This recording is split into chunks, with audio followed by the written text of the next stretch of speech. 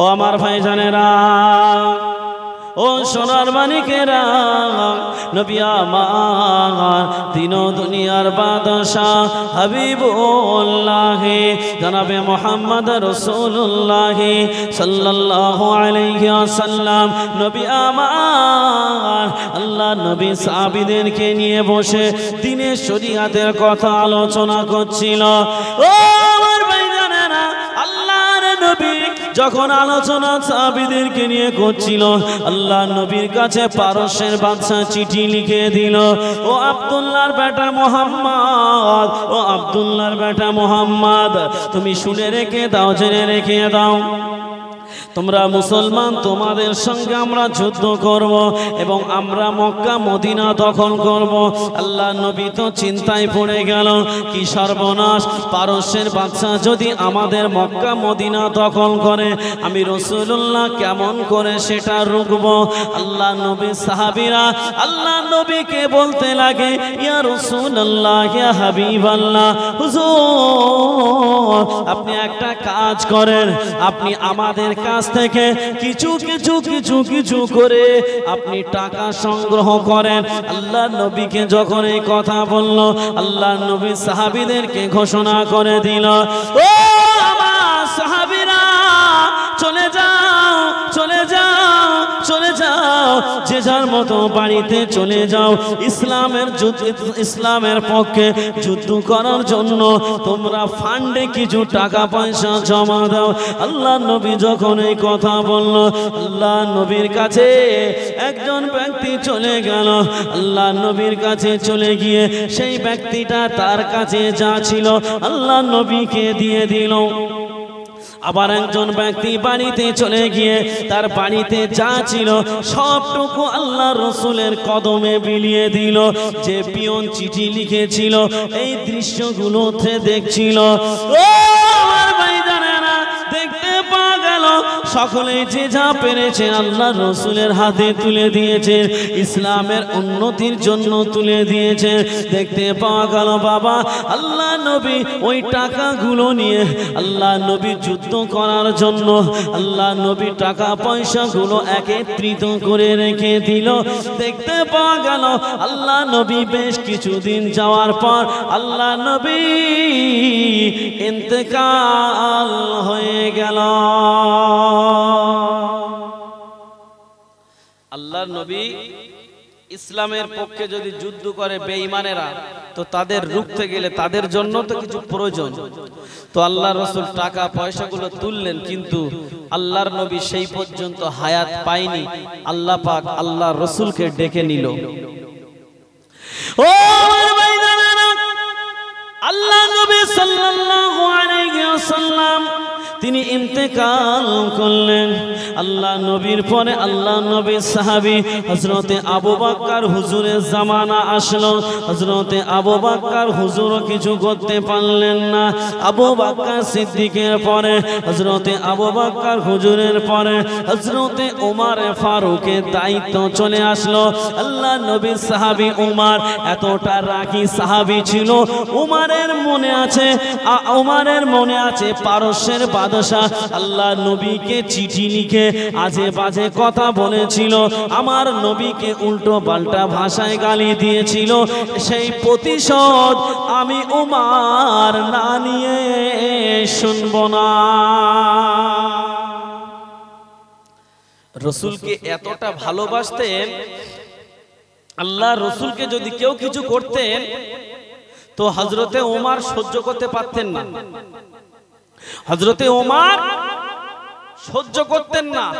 হযরতে ওমর বলছে, আমার যখন দায়িত্ব এসেছে, আমি যখন রাষ্ট্রের খলিফা, আমি ওমর এর প্রতিশোধ এবারে আমি নেব। কারণ আমার রসুলকে আজে বাজে ভাষায় গালি দিয়েছিল এবং আমার রসুলকে চ্যালেঞ্জ করেছিল যুদ্ধ করার জন্য।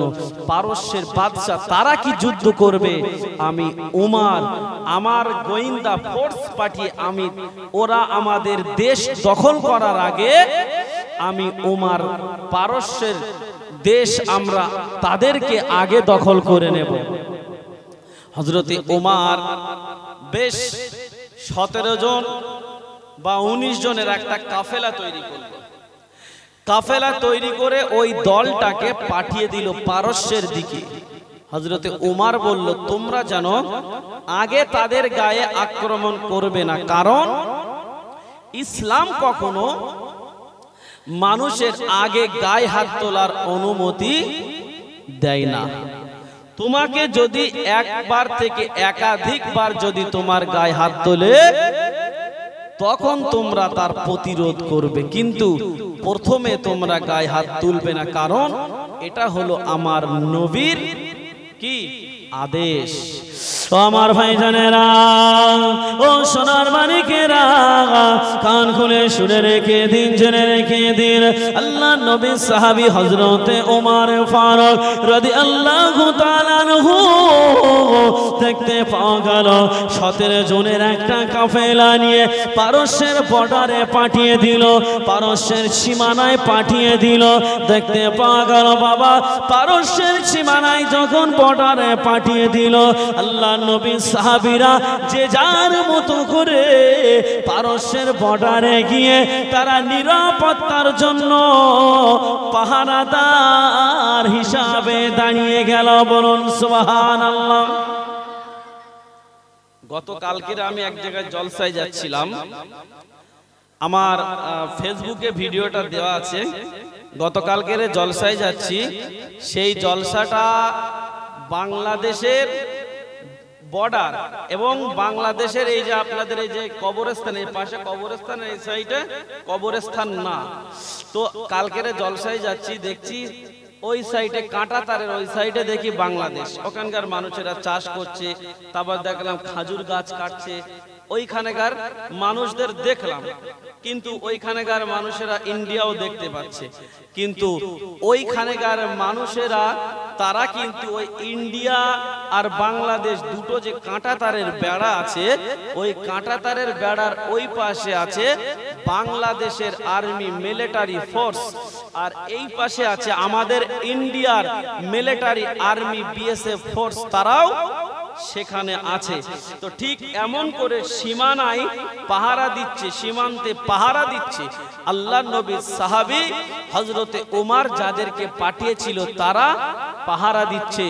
এমন করে দেখা গেল পাহারা দিতে দিতে দেখা গেল, পাহারা দিতে দিতে দেখা গেল হঠাৎ করে একদিন আল্লাহর নবী সেই সাহাবীরা পারস্যের গোয়েন্দাদের হাতে, পারস্যের সেই ফোর্স মিলিটারি তাদের দেশের যারা সেনা তাদের হাতে আল্লাহর নবীর এই সাহাবীরা সকলেই বন্দী হয়ে গেল।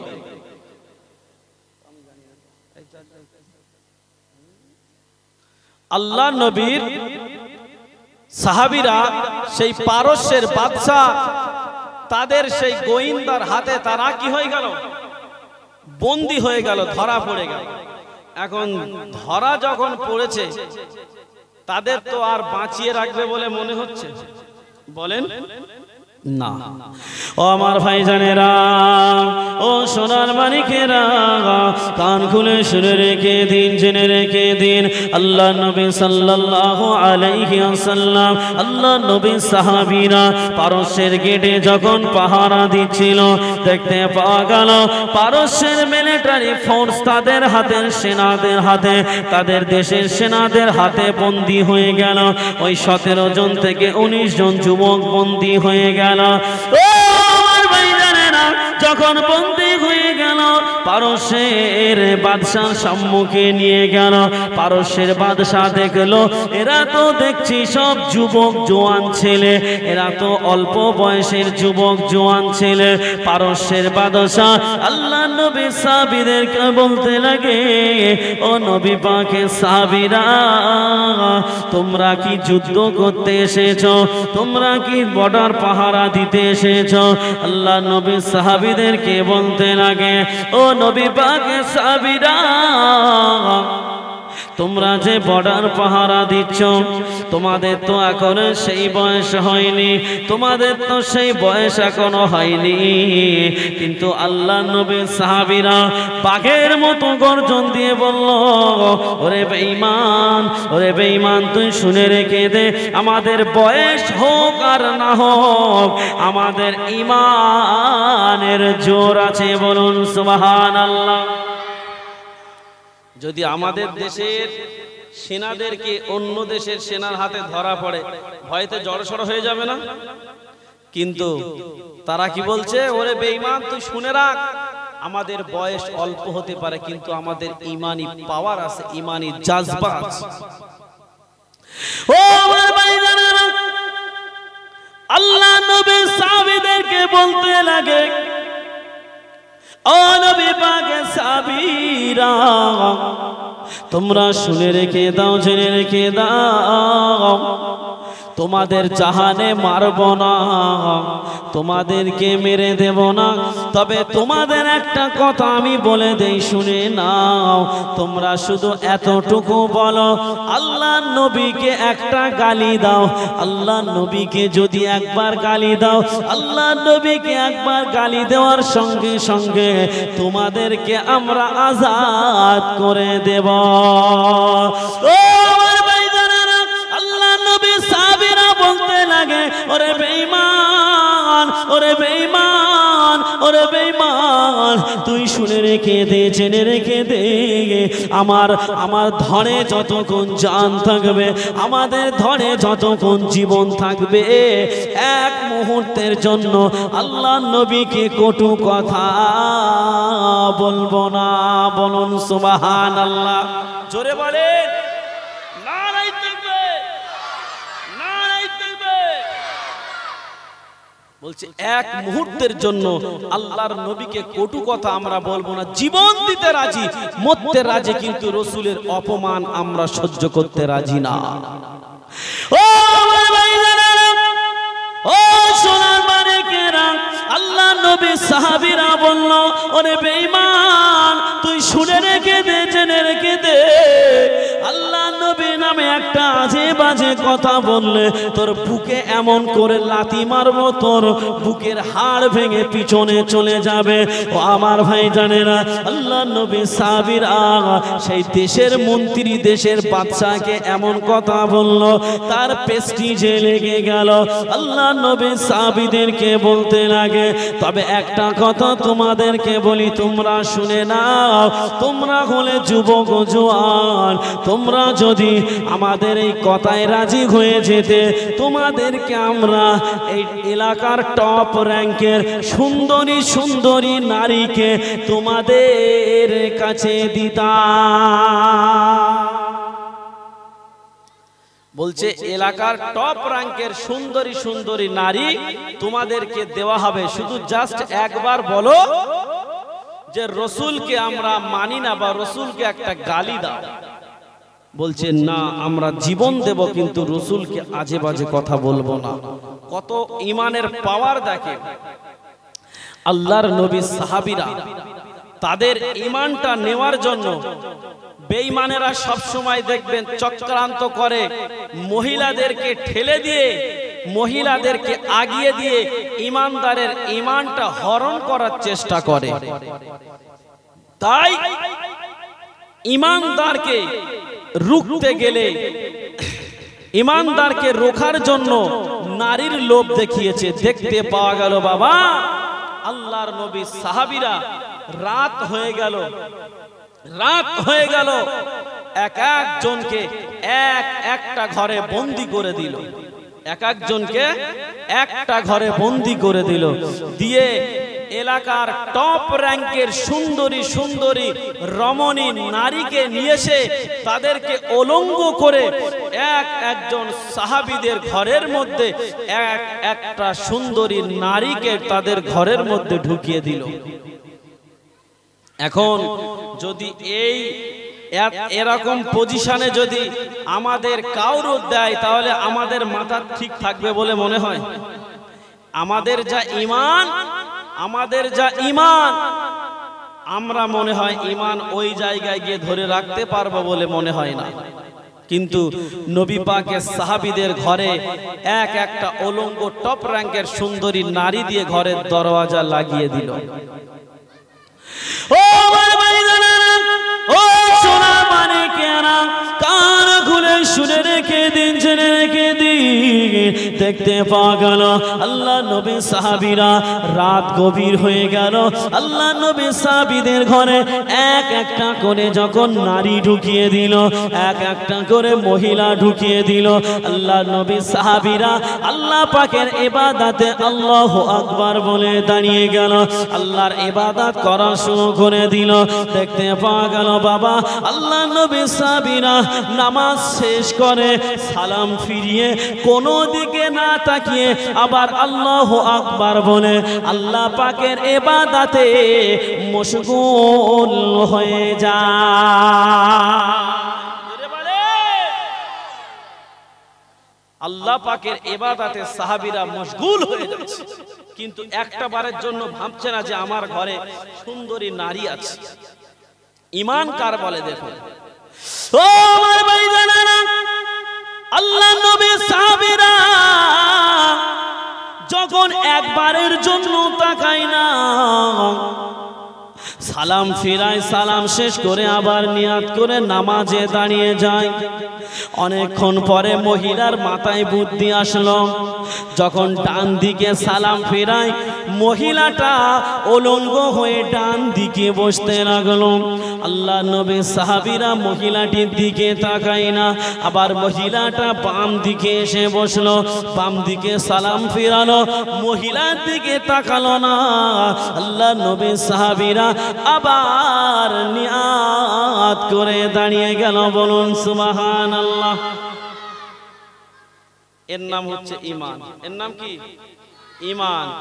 সাহাবীদের ঘরে মহিলা দিয়েছে, কিছু করছে না, আর আমরা ফোন করে বলছি কোথায়, চলে আসো, রাত 12টার পরে আমাদের ঘরে চলে আসো। সে বেয়াইরাম বাড়ি নেই, সে বেয়াইরাম বাড়ি নেই, তুমি চলে আসো।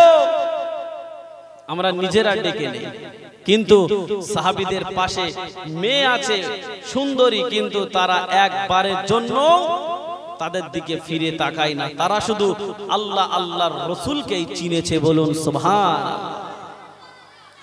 ও আমার ভাইজানেরা, আল্লাহ নবী সাহাবীরা দেখতে পাওয়া গেল বাবা এমন করে নামাজ পড়তে পড়তে ফজরের সময় হয়ে গেল।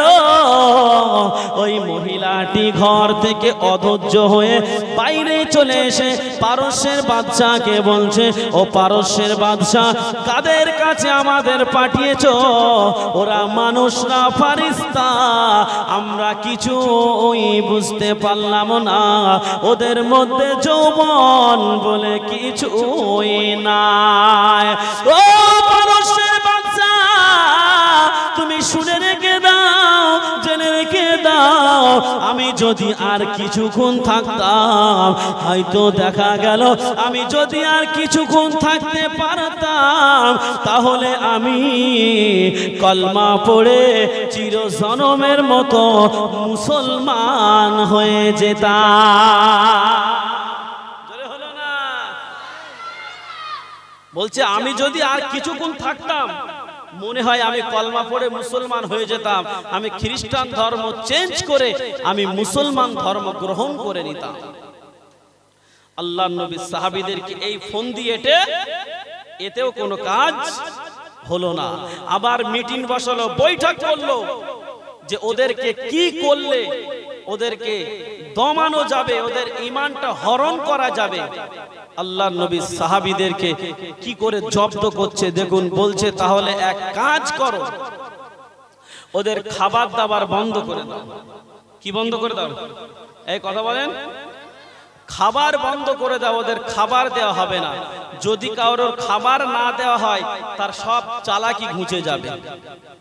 ডাক্তার ফিট করে দিয়েছে, ডাক্তারকে বলেছে এদেরকে খাবার দেওয়া হবে না, তবে একটা কথা মনে রেখে দেবে, যখন দেখবে একেবারেই খাবার না দিলে মারা যাবে, ওই মোমেন্টে আমার খবর দেবে, তখন তাদের আমি খাবার পাঠাবো। ভালো করে বুঝবেন, আমি কিন্তু এই রমজান মাস বলে এই সম্পর্কে কিন্তু এই বক্তব্যটা আপনাদের সম্মুখে তুলে ধরছি। এরপরেও যদি রোজা না রাখেন, আল্লাহ কিন্তু এই কবর কিন্তু পাশে আছে। আপনি মারা যাবেন, আপনার নাম হয়ে যাবে লাশ, তার আগে কবরে চলে যাবে আছেলা বাঁশ। রেডি থাকবেন কিন্তু, খবরদার রমজান মাসে কিন্তু কি করবেন না, রোজা কাজা করবেন না।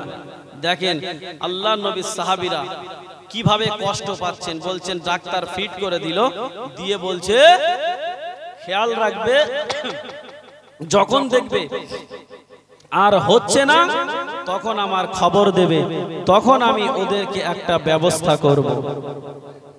ও আমার ভাইজানেরা, ও সোনার মানিকেরা, দেখতে পাওয়া গেল বাবা আল্লাহ নবী সাহাবীদেরকে ঘরের মধ্যে বন্দি করে দিল। আল্লাহ নবী সাহাবীদেরকে একদিন চলে যায়, 2 দিন চলে যায়, এমন করে করে দিন চলে যায়, কিন্তু আল্লাহ নবীর সাহাবীদেরকে কোনো খাবার খেতে দেয় না। আমি আপনি যদি রোজা রাখি, হয়তো দিনের বেলাটুকু খাই না, কিন্তু মাগরিবের পরের থেকে সেই সেহেরি শেষ হওয়ার আগ পর্যন্ত মোটামুটি গরু যেরকম জামনা খায়, ওরকম করে সারা দিনের খাবারটা গরুর মতন করে জামনার মতন করে পিছাই হবে। মসজিদ থেকে 1 প্লেট খেয়ে যাব, বাড়ি গিয়ে যেটা আইটেম থাকবে সেটা খাওয়া হবে, আবার ফের তারাবি পড়ে গিয়ে ভাত খাওয়া হবে, আবার ফের ওরাত্রি খাবে, আবার ফের সেহেরির সময় উঠে দেখবে যে 2-1 মিনিট বাকি আছে, দাঁড়া আর একটু খাজুর খেয়ে নি, নিয়ে আর একটু পানি গিলে নি, নিয়ে তারপরে শেষ করব। মানে যতক্ষণ টাইম থাকবে পুরো সেই সেহেরি পর্যন্ত চলতেই থাকবে, যে সারা দিনের কাজা আদায় করে নিচ্ছি। তো আল্লাহর নবী সাহাবীরা এই মাহফিলের মধ্যে এরকম হলে না একদম ভালো লাগে না। এগুলো কি মাহফিলের আদব, কেন মানে যে কেন করে না এরা আমি বুঝতে পারি না। এই এই মেয়েগুলোকে উঠে বাইরে বাইরে ওই যে পর্দা যেখানে আছে ওখানে দিয়ে দেন।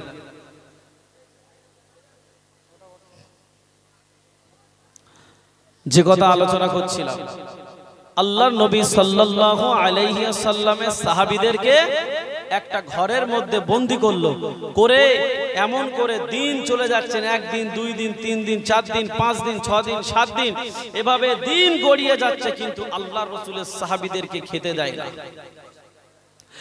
ও সাহাবীরা, আল্লাহ নবী সাহাবীরা এমন করে দেখা গেল বাবা, 1 দিন চলে যায়, 2 দিন চলে যায়, এমন করে যেতে যেতে একটানা 19 দিন পার হয়ে গেল। আল্লাহ নবী সাহাবীরা আর সহ্য করতে পারে না, জীবনটা চলে যায় চলে যায়, আর হয়তো বাঁচবে না। ডাক্তার এমন সময় পারস্যের বাচ্চাকে খবর দিল, ও পারস্যের বাচ্চা রে, আর মনে হয় আল্লাহ নবী সাহাবীরা বাঁচবে না, চলে যাও চলে যাও। আজ 19 দিন হয়ে গেল, তাদের পেটে পানি দানা কিছুই পড়ে না, তাদেরকে কিছু খাবারের ব্যবস্থা করো। ডাক্তার যখন পারস্যের বাদশার কাছে খবর দিল, পারস্যের বাদশা 3টে পেয়ালায় করে 3 রকম খাবার পাঠিয়ে দিল। পেয়ালার মধ্যে দিল কিছু শূকরের মাংস দিয়ে দিল, কিছু শূকরের গোশ দিয়ে দিল, আর একটা পাত্রে মদ আর পানি দিয়ে দিল। পারস্যের বাদশা এটা দিয়ে, পারস্যের বাদশা বলছে আল্লাহ নবী সাহাবীদেরকে গিয়ে বলবে এর মধ্যে আছে শূকরের ভুনা, আর একটা পাত্রে আছে মদ মিশ্রিত পানি। 19 দিন খাওয়া হয়নি, কদিন বলেছি? 19 দিন। যদি এই পজিশনে আমরা থাকতাম, আমরা হয়তো ফতোয়া দিতাম যে শুকরের মাংস তো কি হয়েছে, জীবন বাঁচানি ফরজ, আগে শুকরের মাংসটা খেয়ে নেই, নিয়ে আগে জীবনটা বাঁচিয়ে নেই। আমরা ফতোয়া দিতাম না? দিতাম না?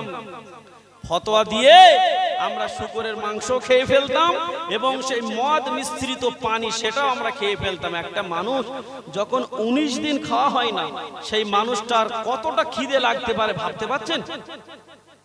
একটা ঘরের মধ্যে এইভাবে বন্দি করে রেখে দিয়ে খেতে দেয় না। পারস্যের বাদশা পাত্রই করে মদ মিশ্রিত পানি শুকরের ভুনা মাংস দিয়ে পাঠিয়ে দিল। আল্লাহ নবী সাহাবীদেরকে দিয়ে বলছে, ও নবী পাক সাহাবীরা, এর মধ্যে আছে শুকরের মাংস আর মদ মিশ্রিত পানি আছে। এই পানিটা আর এই শুকরের গোশতটা তোমরা খেয়ে নাও। আল্লাহ নবী সাহাবীরা তারা বলতে লাগলো, ওরে বেঈমান, তোরা শুনে রেখে দে, জেনে রেখে দে, তোরা হয়তো ভাবছিস আজ 19 দিন হয়ে গেল, হয়তো হারাম খাবে, হয়তো শুকরের মাংস খাবে। একটা কথা শুনে রেখে দে, জেনে রেখে দে, এই শুকরের মাংস আর এই মদ মিশ্রিত পেয়ালা, এই বাটিটা যদি আমার চোখের সামনে থেকে না নিয়ে যাস, এমন একটা লাথি মারব তোদের বাদশার কপালে গিয়ে পড়বে। বলুন সুবহানাল্লাহ। কিছু বুঝতে পারছেন? ওয়াজটা কিছু বুঝতে পারছেন? 19-20 দিন খাইনি, কিন্তু কি বলছে? তোরা হয়তো ভাবছিস যে 19-20 দিন খাইনি মানে শুকরের মাংসটা খেয়ে ফেলবে, মদটাও খেয়ে ফেলবে। একটা কথা শুনে রাখ, যদি এই প্লেটটা এখান থেকে না সরাস, এমন একটা লাথি দেব তোদের বাদশার কপালে গিয়ে পড়বে। মরতে রাজি, কিন্তু মৃত্যুর সময় হারাম খেতে আমি রাজি নয়। বলুন সুবহানাল্লাহ। আর আমরা সারা রাত খাবো, জাস্ট একটু দিনের বেলা শুকিয়ে থাকবো, তাই আমরা রমজান মাসে খাই না।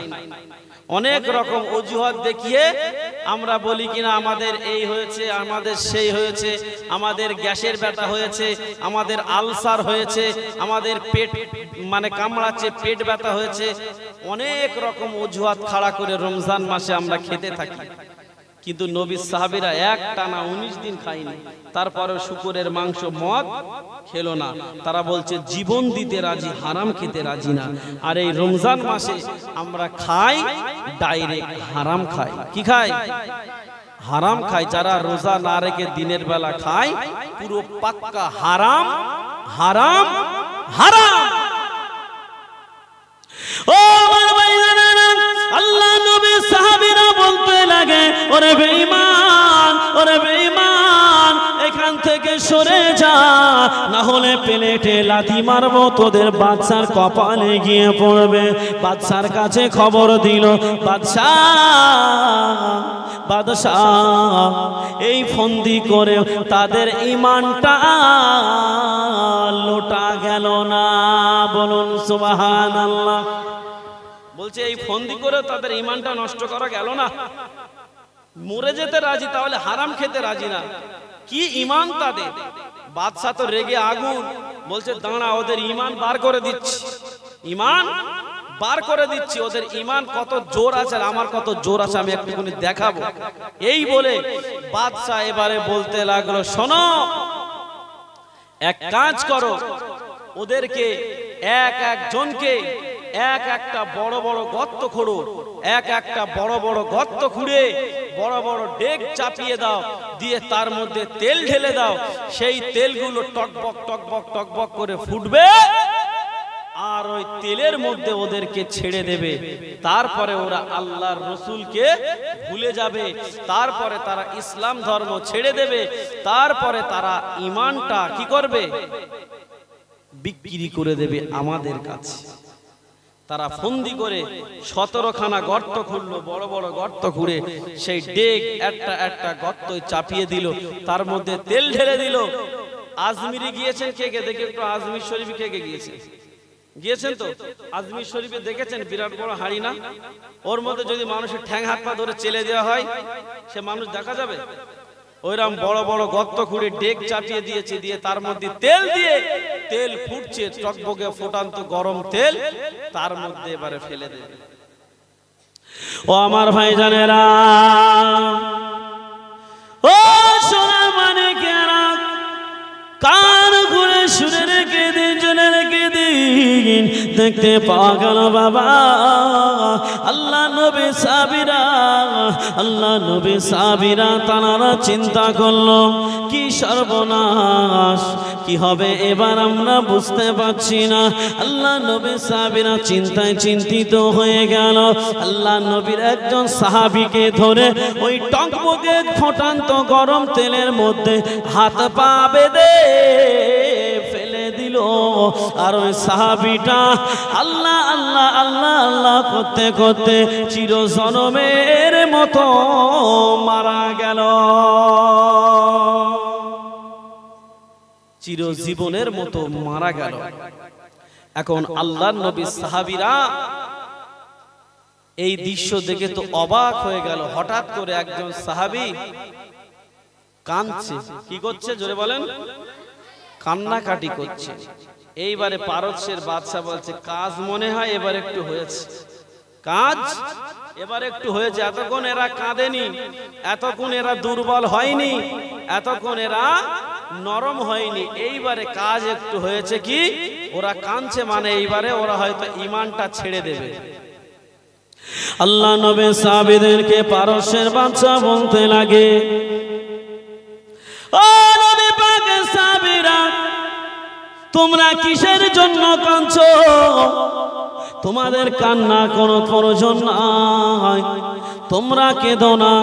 তোমরা শুধু একটি বার বলো আমাদের ঈমানটা আমরা ছেড়ে দিলাম, আল্লাহ আল্লাহর রাসূলকে মানলাম না।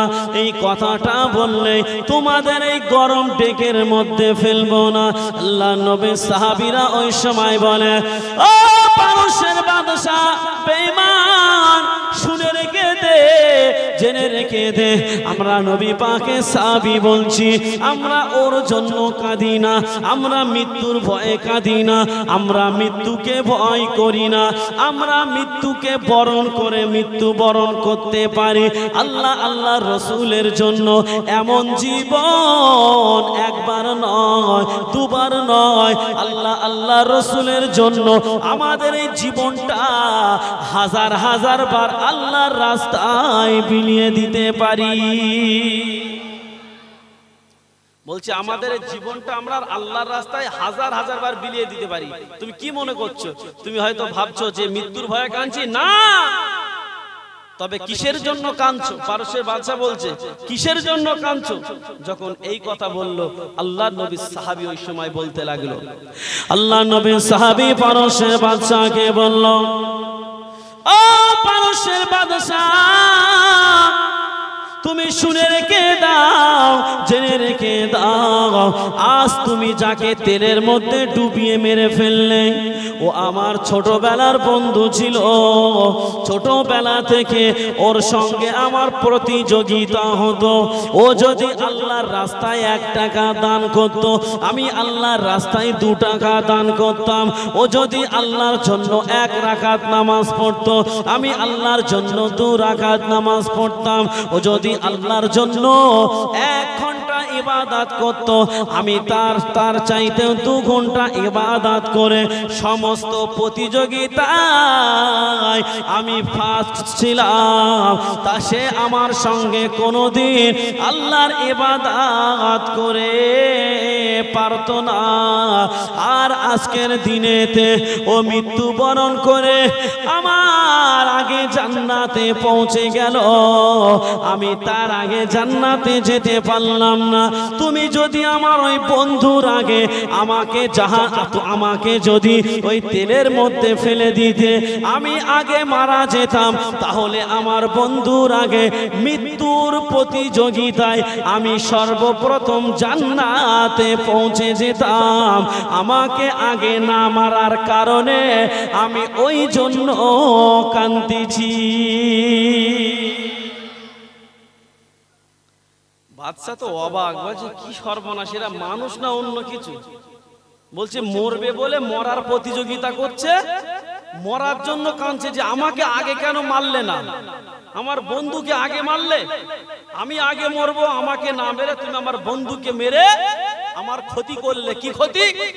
ও মারা গিয়েছে, শহীদ হয়ে গিয়েছে, আল্লাহর জান্নাতে আমার আগে পৌঁছে গেল, কিন্তু এই পর্যন্ত মারা যাওয়ার আগ পর্যন্ত কোনোদিন আমার সঙ্গে কোনো প্রতিযোগিতায় আমার বন্ধু আমার চাইতে ফার্স্ট হতে পারেনি। কিন্তু আজকের আমার বড় ক্ষতি করলে আমার বন্ধুকে তেলের ডেগের মধ্যে প্রথমে ফেলে দিয়ে তাকে মেরে জান্নাতে প্রথমে পৌঁছে দিলে। বাদশা চিন্তা করছে এদের সঙ্গে আর হবে না, কেননা এরা মরার জন্য প্রতিযোগিতা করছে। তাহলে কি করা যায়? কোন রকম কোন ফন্দিতে কাজ হয় না। দেখতে পাওয়া গেল বাবা, অবশেষে সেই পারস্যের বাদশা দেখছে এদের সঙ্গে তো পারা যাবে না। আল্লাহ নবী সাহাবীদেরকে বলছে, এক কাজ করো, তোমাদের আমি আজাদ করে দেব, শুধু তোমরা আমাকে একটিবার নেতা বলে মেনে নাও। কি করো? কি বলে কথা বলেন? বলছে নেতা বলে মেনে নাও। বলছে তোকে নেতা বলবো আমরা? কি মনে করলি তোকে নেতা বলবো? তুই কিসের নেতা? নেতা হচ্ছে জানাবে মুহাম্মদুর রাসূলুল্লাহ। বলুন সুবহানাল্লাহ। ও আমার ভাইজানেরা, আল্লাহ নবী সাহাবীদেরকে বলতে লাগে, ও নবী পাকের সাহাবীরা, তোমাদেরকে আজাদ করে দেওয়া হবে, তোমরা শুধু একটিবার আমাকে বলো, আমি তোমাদের নেতা। আল্লাহ নবী সাহাবীরা বলল, আমরা তোমাকে নেতা বলে মানতে পারবো না। পারস্যের বাদশা, সে দেশের মন্ত্রী, একের পর এক বেইজ্জতি হতে লাগলো। দেখতে পাওয়া গেল বাবা, পারস্যের বাদশা অবশেষে বলে, তোমাদের আজাদ করে দেব, তবে তোমরা এক এক করে আমার কপালে চুমা দিয়ে যাও। আমার কপালে চুমা দেবে, আমরা তোমার আজাদ করে দেব। বলুন সুবহানাল্লাহ। আল্লাহ নবী সাহাবীরা বলতে লাগলো, ও পারস্যের বাদশা, তুই পাক্কা একটা বেঈমান, তোর কপালে চুমা আমরা দেব না।